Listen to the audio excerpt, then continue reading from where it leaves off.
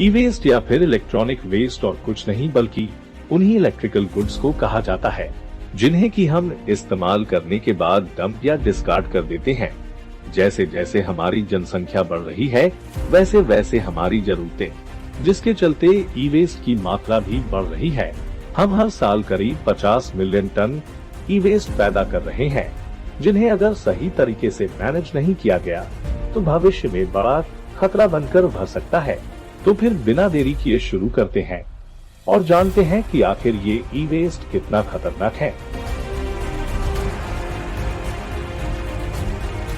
ई waste का full form है electronic waste. ये उन इलेक्ट्रॉनिक गुड्स को रिफर करता है जिन्हें हम कभी इस्तेमाल किया करते थे। क्योंकि टेक्नोलॉजी में काफी एडवांसमेंट हो रही है, इसलिए पुरानी डिवाइसेस नए के आने से ऑब्सोलीट हो जाते हैं। ई वेस्ट हमारे किसी भी इलेक्ट्रिकल या इलेक्ट्रॉनिक सामान जैसे कि computers, TVs, monitors, cell phones, VCR, CD players, fax machine, printers इत्यादि से बनते हैं। अगर उन्हें सही तरीके से डिस्पोज्ड नहीं किया गया तब वो बहुत से हार्मफुल मटेरियल्स जैसे कि बेरिलियम, कैडमियम, मर्क्यूरी और लीड जैसे मटेरियल्स प्रोड्यूस करते हैं। ये मटेरियल्स खुद डिकम्पोज तो नहीं होते हैं, बल्कि ये हमारे पर्यावरण के लिए बड़ा खतरा बनकर उभरते हैं। अगर हम अभी की बात करें तब ये एस्टिमेट किया जा सकता है कि इस दुनिया में करीब 1 बिलियन से भी ज्यादा पर्सनल कंप्यूटर्स मौजूद हैं। वहीं डेवलप्ड कंट्रीज में इनकी एवरेज लाइफ केवल 2 साल की ही होती है। केवल अमेरिका में ही करीब 300 मिलियन से भी ज्यादा कंप्यूटर्स ऐसे ही पड़े हुए हैं। केवल डेवलप्ड कंट्रीज ही नहीं, अभी तो डेवलपिंग कंट्रीज में भी इस टेक्नोलॉजी का काफी सेल्स हुआ है, जो कि आगे चलकर वेस्टेज का रूप ले रही है।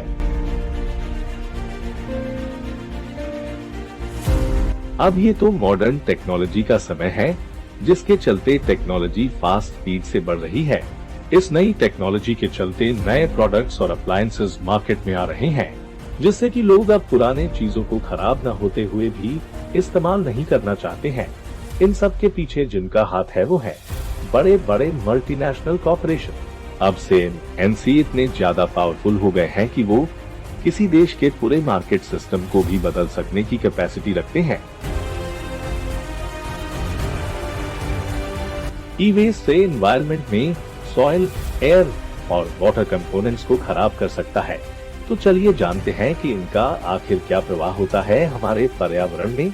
हवा में एयर पोल्यूशन के द्वारा हम सभी जानते हैं कि इन इलेक्ट्रॉनिक वेस्ट में ऐसे बहुत से चीजें आते हैं जैसे कि वायर्स, ब्लेंडर्स और बहुत कुछ, जिन्हें निकालने के लिए लोग इसे जला डालते हैं, जिसके चलते वायु प्रदूषण का होना एक आम सी बात है।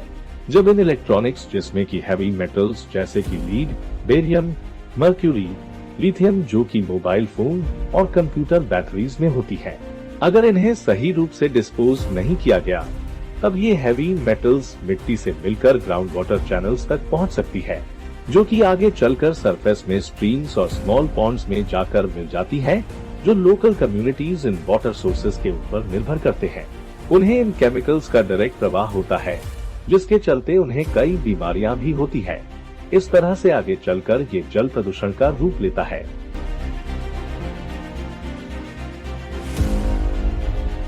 वैसे ई वेस्ट रिसाइकलर तो बहुत है, लेकिन उनमें से सही रिसाइकलर का पता लगा पाना थोड़ा मुश्किल है। लेकिन अगर हम सर्टिफाइड ई वेस्ट रिसाइकलर का इस्तेमाल करें तो इससे प्रदूषण बहुत ही कम होगा और ये हमारे पर्यावरण के लिए सेफ भी है। अगर रिसाइकलिंग की मदद से इन्हें अच्छे से मैनेज किया जाए तब ई वेस्ट हमारे लिए रॉ मटेरियल्स का एक सेकेंडरी सोर्स भी बन सकता है। भारत अब 5वां सबसे बड़ा ई वेस्ट पैदा करने वाला राष्ट्र बन चुका है।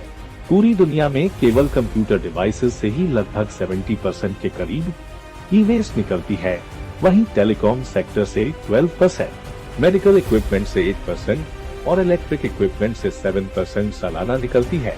वहीं गवर्नमेंट, पब्लिक सेक्टर कंपनी और प्राइवेट सेक्टर कंपनी सभी मिलाकर करीब 75% से भी ज्यादा इलेक्ट्रॉनिक वेस्ट पैदा करती है। वहीं इंडिविजुअल हाउस होल्ड से केवल 16% ही निकलती है।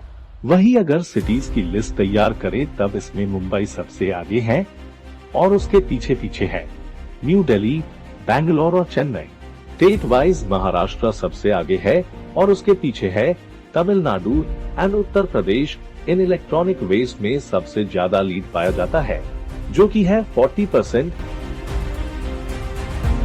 ई-परिसरा भारत का सबसे पहला government authorized electronic waste recycler है, जिसने की अपना ऑपरेशन सितंबर 2005 से शुरू किया है और जो कि इन वेस्ट के हैंडलिंग, रिसाइकलिंग एंड रीयूजिंग का खास ध्यान रखते हैं, और वो भी इको फ्रेंडली तरीके में, जो कि इंडियन कंडीशंस को फेवरेबल हो।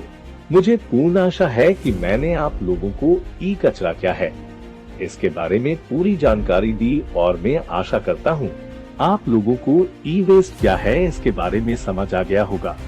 आपको यह वीडियो कैसा लगा हमें कमेंट लिखकर जरूर बताएं, ताकि हमें भी आपके विचारों से कुछ सीखने और कुछ सुधारने का मौका मिले। मेरे वीडियो के प्रति अपनी प्रसन्नता और उत्सुकता को दर्शाने के लिए कृपया इस वीडियो को सोशल नेटवर्क्स जैसे कि फेसबुक, ट्विटर इत्यादि पर शेयर कीजिए। धन्यवाद।